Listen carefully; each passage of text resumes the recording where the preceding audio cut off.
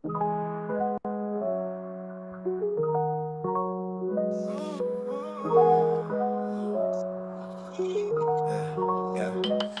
we learn, together we grow, together we heal, together we flow. Be cool, every teacher, every school. Be cool, every teacher, every school. Be cool, every teacher, every school. Be cool, every teacher, every school. Be cool, every teacher, every school.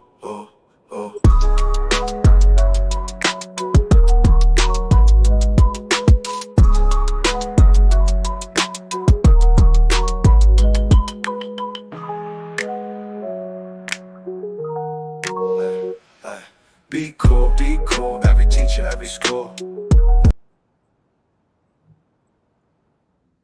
Good evening, everybody. My name is Todd Scholl. I serve as the lead learner for the SCEA Center for Educator Wellness and Learning. We call ourselves CEWL. And tonight is our final episode of season 2 of our CEWL Beans induction podcast. And with us, as always, Dr. Marcella Weinsnyder and Angelica McDonald. How are you tonight, Marcella and Angelica? Great. We have a really good topic tonight, so I'm excited. Doing really great this week, especially since it's the last week of school before break. So I'm very excited. That's awesome. Congratulations.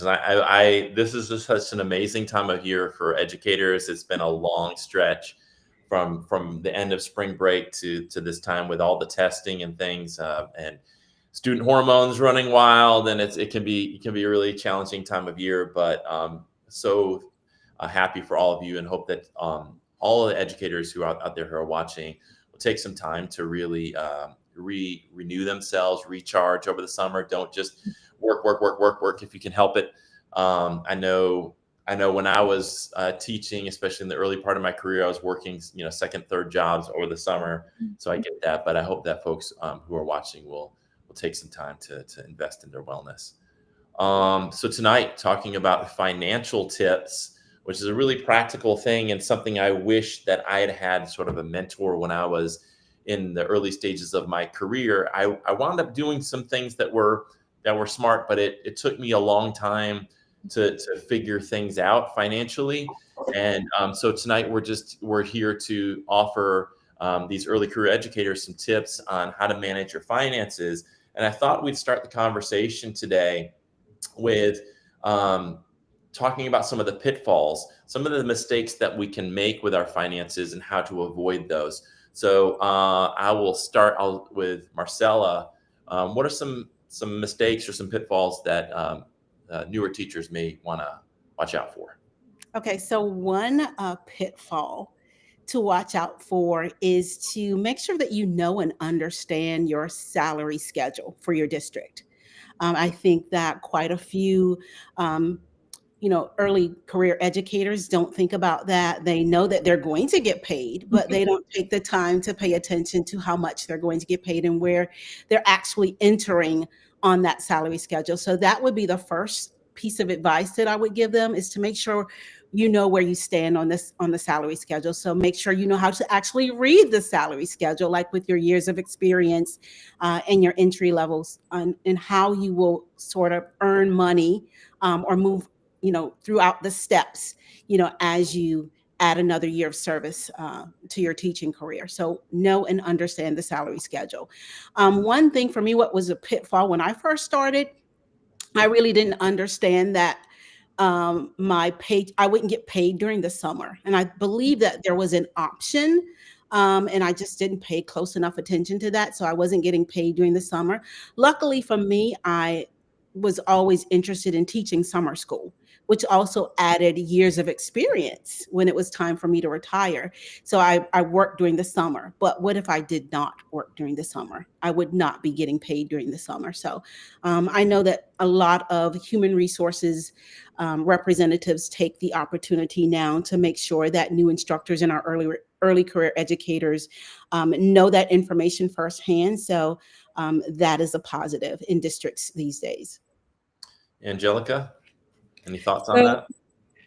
Definitely, Marcel, you were correct about that pay schedule because I was confused. Even though I understood about the pay schedule, I didn't understand about the years. So when I started, I'm believing I'm a first year teacher, but on the pay scale, it starts at 0 years. And so I remember when I first got my paycheck, I was very upset and I called HR. I'm laughing about it now. I was like, hey, you guys are not, paying me correctly. They're like, how long you've been teaching? I was like, I've been teaching a full, it's 1 year. And they had explained to me I start at 0 years and then it moves up. So in my mind, yes, I'm a first year teacher, but you actually start off with 0 years experience, which makes sense because I had 0 years of experience in the classroom. So it's very important to know about your pay schedule and your and how do you actually move up to. And also I found out you also have to be careful about how many absences you take too, because that can take off certain years too. So if you don't teach a certain amount of years, because on your contract you have to have certain amount of days, and if you don't have that, that can actually keep you from moving up on the pay scale. I just found that out a few weeks ago.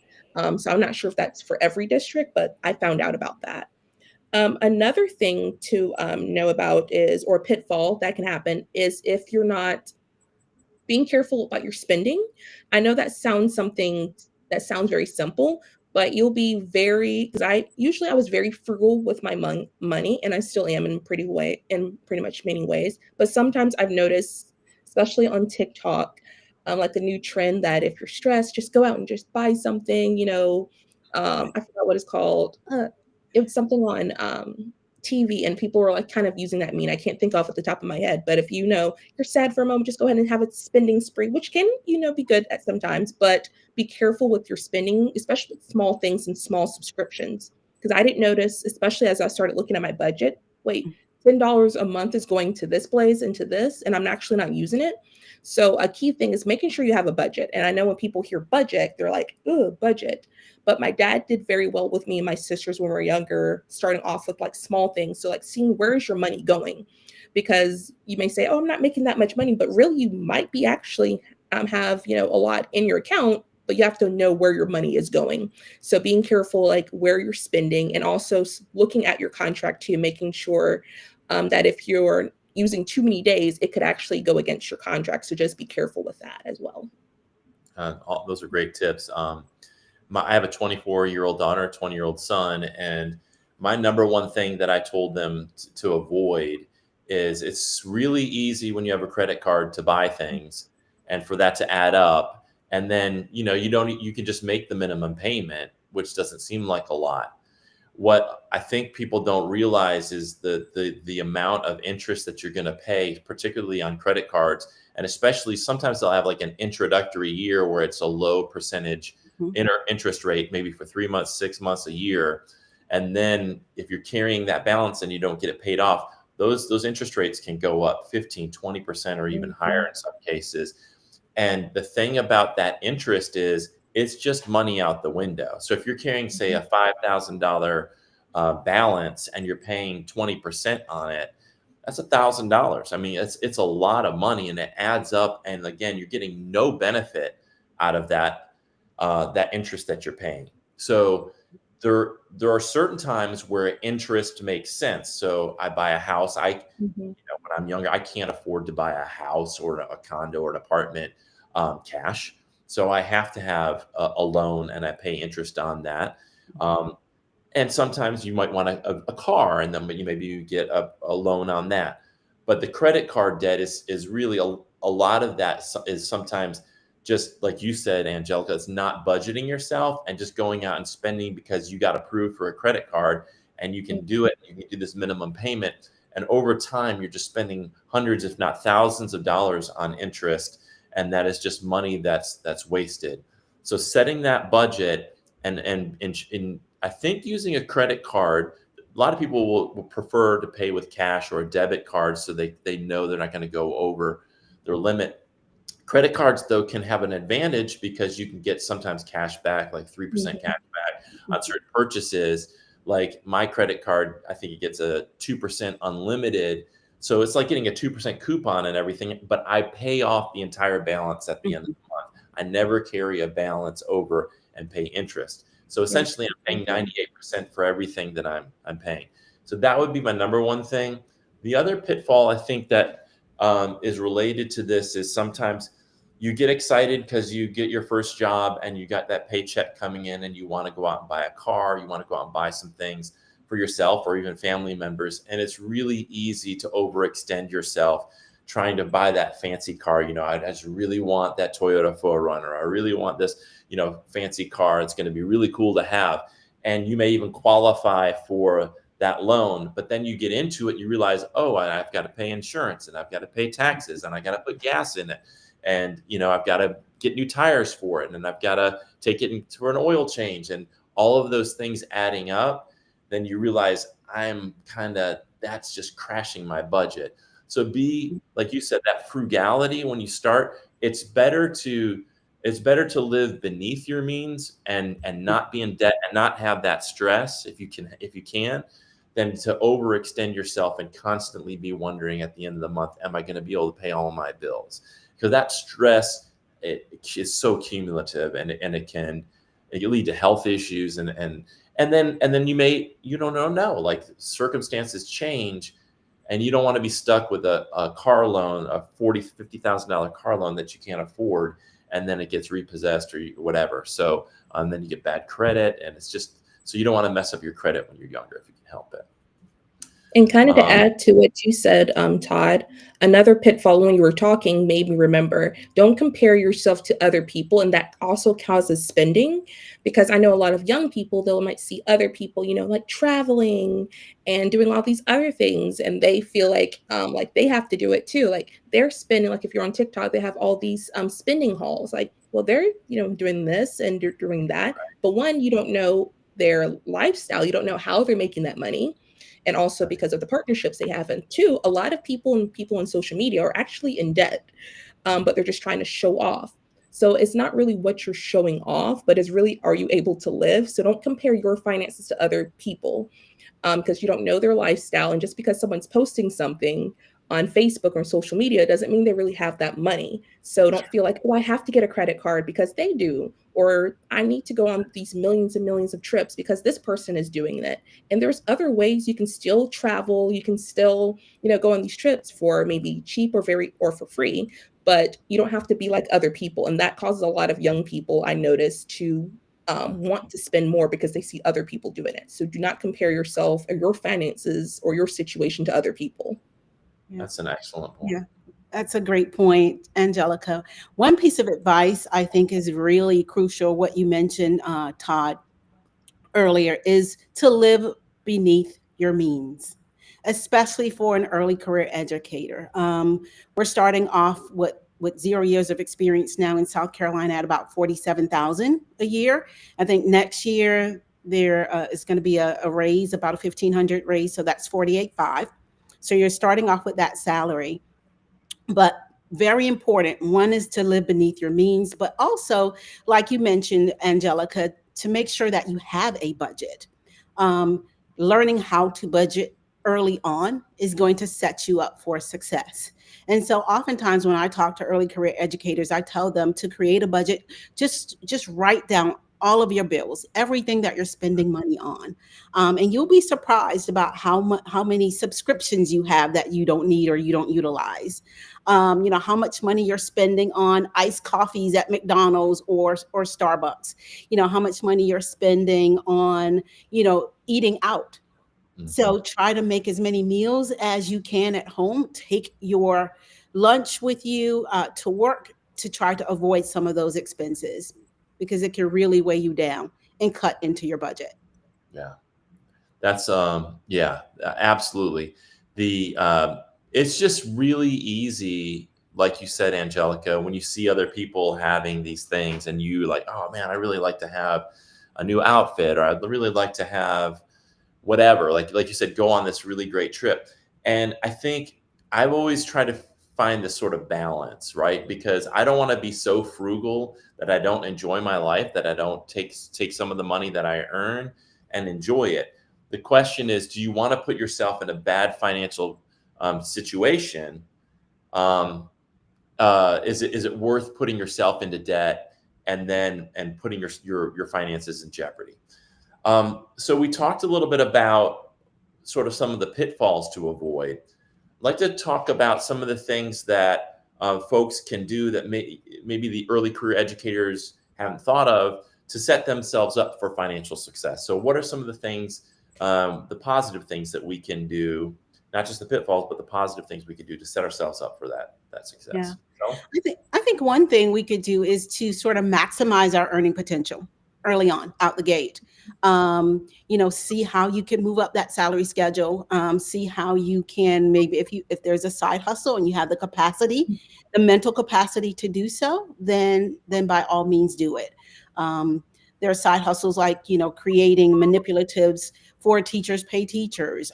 You could coach a sport. You could be the lead or advisor for a club. All of those pay supplements that you may be able to take advantage of at school. Angelica?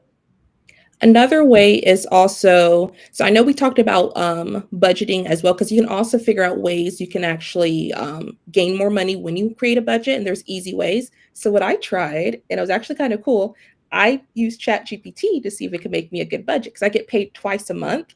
What I was struggling with the twice a month, like I would spend a little bit, because I noticed I have more bills near the end of the month versus the beginning. And sometimes I would spend a little bit more, and even though I would still pay all my bills, but it felt like I was struggling at the end. So I asked ChatGPT to make my budget for me, and it showed me how I could save money at the beginning of the month and then hold most of that money until the end of the month. And I still had a lot of money. I was surprised of actually how much money I actually had to spend or to save.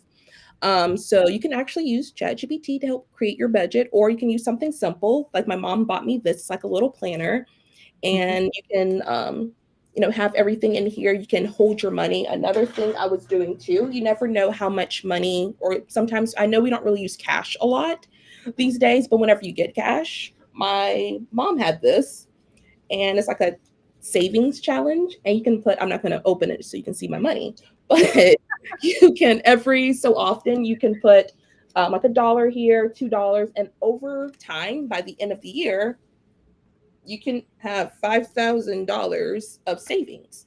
So kind of check of where you're actually getting maybe extra cash. Like during my birthday, I actually don't spend my birthday money. I just save my birthday money, and then I keep it in my savings. And then over time, I'm like, wow, I actually have a lot of money.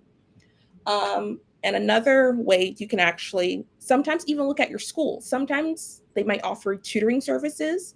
And we talked about this way at the beginning before we started. Todd, you mentioned something. You said, don't do it for free. And that is very important.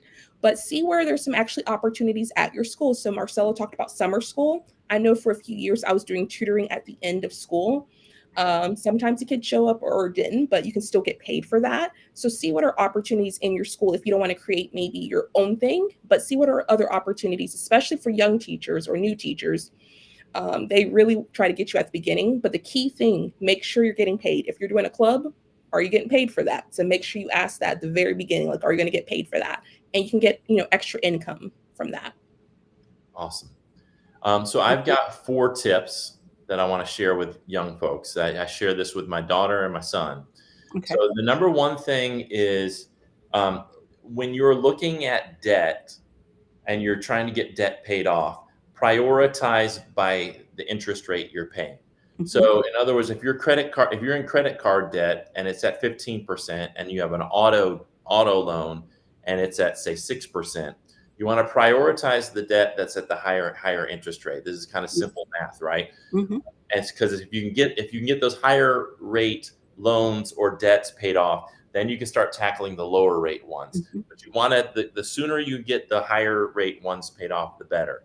Second thing, if you have the opportunity, which all educators in the state do, to invest in your 401k, get in the habit of doing that. Even if it's just $20 or $25 a month, start investing in your retirement. Start investing in your 401k. You will be surprised what like $100 to $150 a month can do over time. That money, historically, if you put it in an index fund, that money will go anywhere from like 9 to 11% a year. And that someone showed me how that sort of like almost works exponentially. That money will start to pile up over time. And it may not seem like a lot to put $100 a month in, but over time it will add up. So get in the habit of of investing in your 401k, your retirement accounts. I do want to say this. I acknowledge the fact for young people, like compared to folks my age, that you have college loans that we didn't have that are crazy. It's much harder to get a home now. A home that used to cost 150,000 now costs like 450,000. So even to qualify for that is tough, especially with the interest rates the way they are.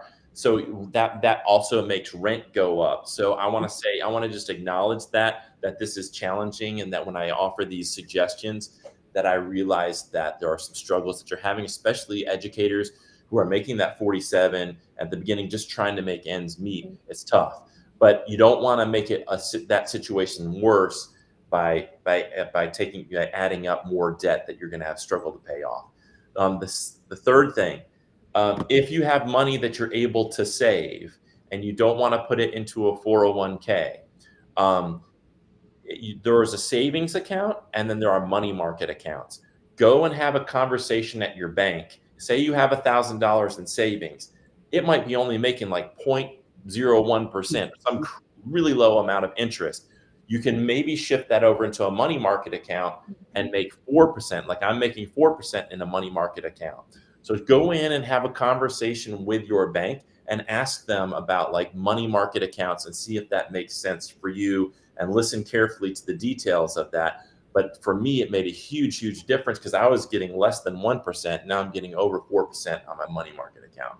And the last thing I'll say is when you can buy property, it's really good if you are in a position where you can purchase property. That is a good thing for you to do rather than renting, because renting won't build equity. Renting is money that you're giving to somebody else to live somewhere, but you can never get that money back. Whereas if you're able to, as soon as you're able to buy a property, if that property goes up even 3 or 4% a year, and say you have a $100,000 property and it goes up 3 or 4%, that's $3,000 or $4,000 you made doing nothing. And owning your property, part of that money, part of your payment goes to bring that principal down, which means that eventually maybe you can sell it and make a profit from the sale of that home.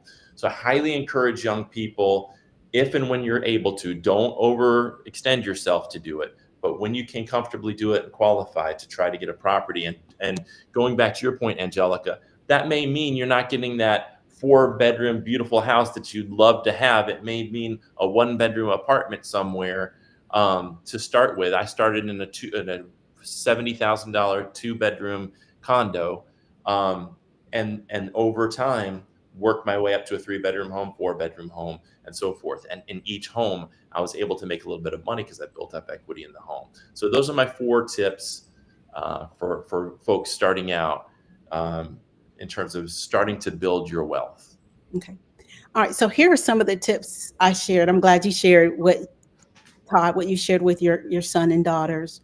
What I shared with my sons first is to calculate your financial baseline, which is basically, all your essential living costs, rent, mortgage, utilities, transportation, groceries, and other bills, and sort of try to keep that number below 50 to 60% of your take-home pay.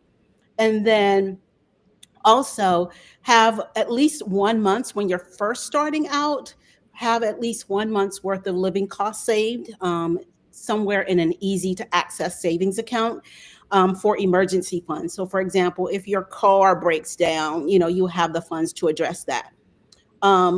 And when it comes to saving that 1 month, I gave them sort of like this easy, like starting in January. So in the months of, let's say, January and February, January and December, they saved $25. And then February and November saved $50. In March and October, saved $75. April and September, save $100. And then May, June, July, and August, save $125. At the end of the year, you have your emergency fund of $1,000.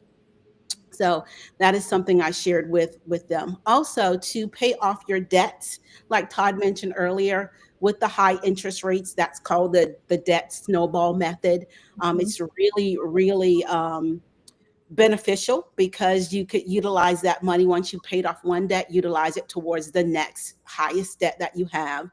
Also, like Todd and Angelica both mentioned, try to max out any pension matches that you may have with your employer, even if you have a side gig. If you're able to do that, try to do that as well. And then once you have that first small emergency fund of $1,000, when you're able to, like Todd mentioned, you may not be able to do it your first year of teaching. It may have to come your second or your third year of teaching, but try to build out your emergency fund at least 6 months worth of essential living costs so that you will have that to fall back on. And very key, what Todd mentioned as far as putting your money into a high yield savings account. Todd mentioned a money market account. I specifically use a high yield savings account, which gives me about a 4.5% interest return on my money. So a high yield savings account, a lot of people don't think about that, but when your money is sitting in a regular savings account, like he mentioned, you're probably earning like 0.5%, 0.6%. 1% even, but if it's in a high yield savings account, you're going to maximize your earnings and you'll get 4.5 or a little bit lower than that savings on that account. Awesome. Angelica, any ideas? Very good tips. And I was actually going to talk about the snowball effect because that's what my father taught me and taught a lot of things that you're saying. I was like, oh, wow, you sound just like my dad, because those are the things that he told me. But I'm glad he started with us very young.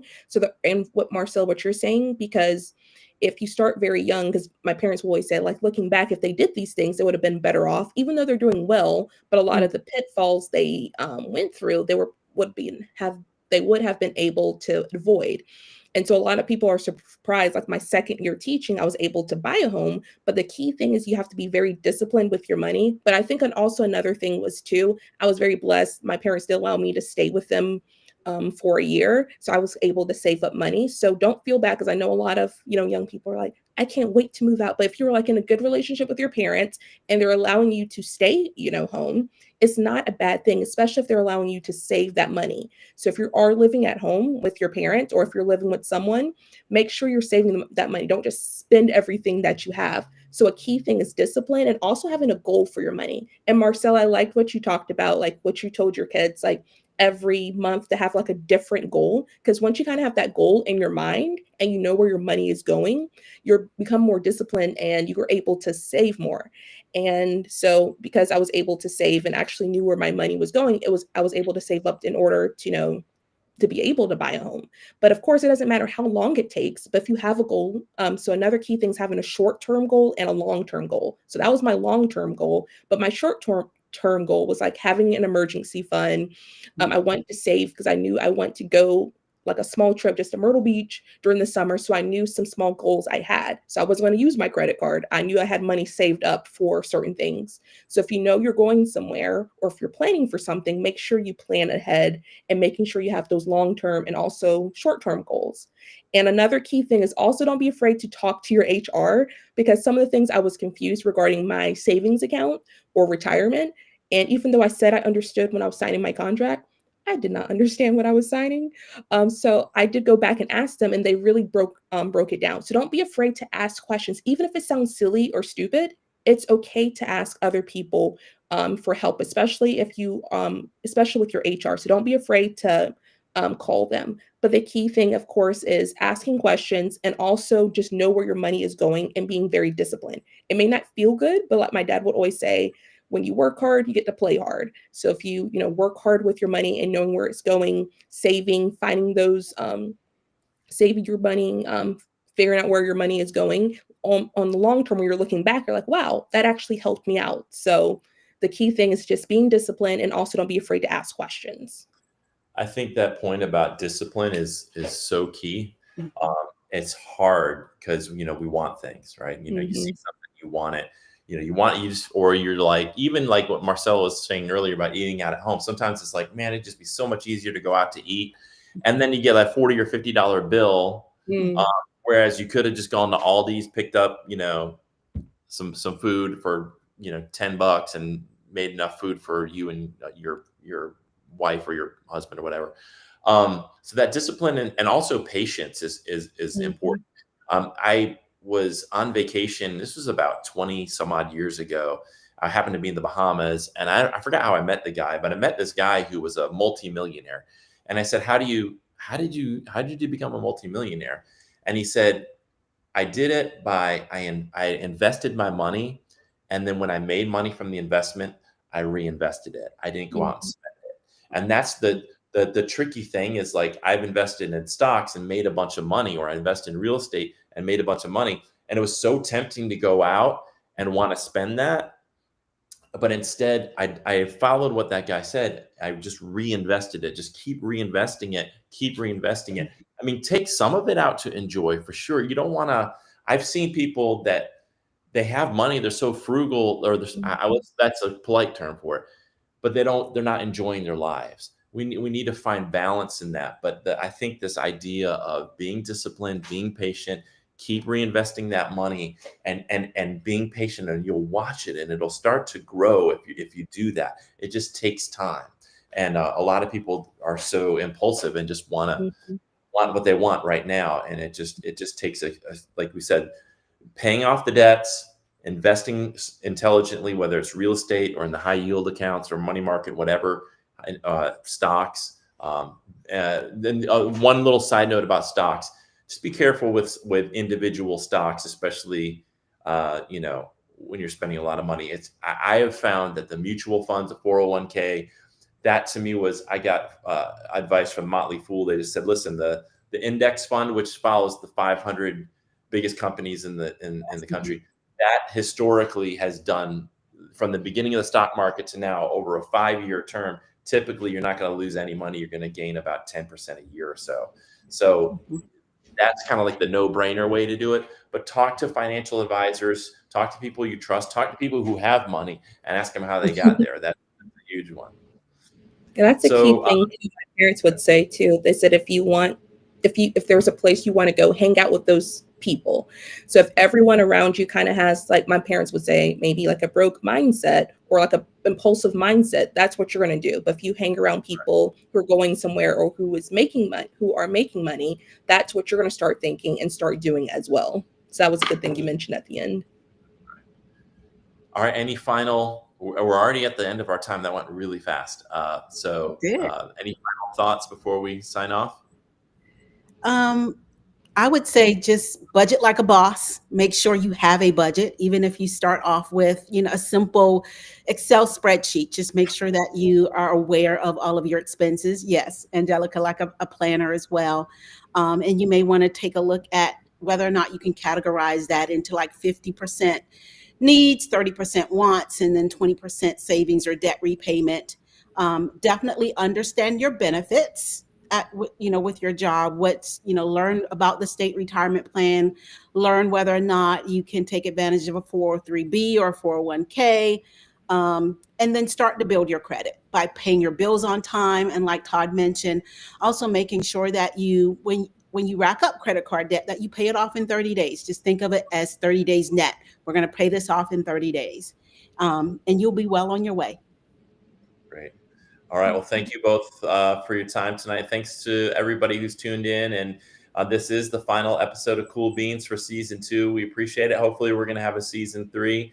I just want to wish all the educators out there a wonderful summer. And if you have any questions about anything we went over, you can find contact information for Marcella and myself on the Cool website at cool.us. All you got to do is go to the About page and find our contact information. You can email us. We'll be happy to answer any questions. If folks out there are watching the recording of this and wind up having questions, we'd be more than happy to reach out to you. A couple of things I want to just mention before we sign off. We have this amazing resource. And Marcel, do you want to talk about the Praxis resource that we have for folks?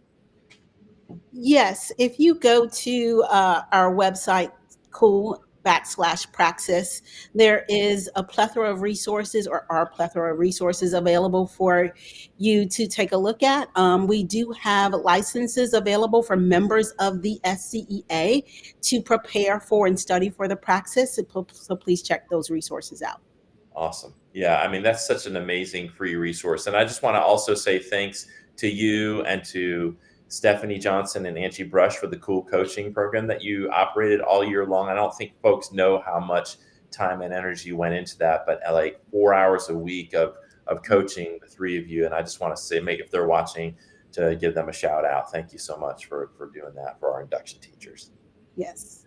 All right. Well, y'all have a great evening and a wonderful rest of your week. And thanks for tuning into Cool Beans. We'll see you hopefully next year. See you next year. Bye, See ya everybody. next year. Together we learn, Bye. together we grow, together we heal, together we flow. Be cool, every teacher, every school. Be cool, every teacher, every school.